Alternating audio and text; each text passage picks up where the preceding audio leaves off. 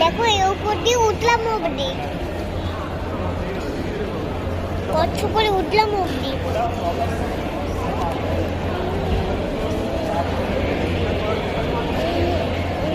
Hello, কথা বলো। Hello,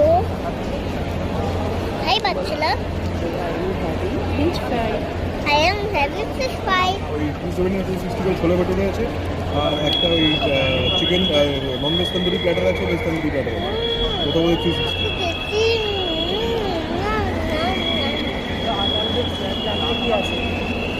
তোমার